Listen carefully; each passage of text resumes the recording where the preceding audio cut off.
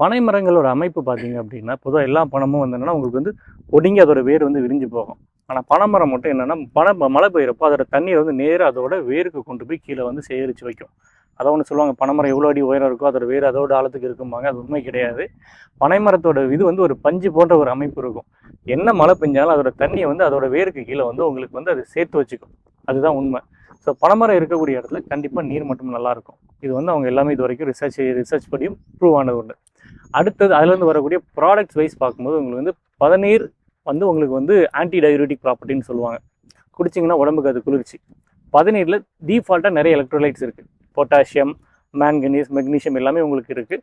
So எப்படி ஒரு electrolyte குடிச்சா உங்களுக்கு ஒரு எனர்ஜி கொடுக்குமோ அதுமாரி அது கொடுக்கும். உடம்பை குளிர்ச்சியாக வச்சுக்கும்.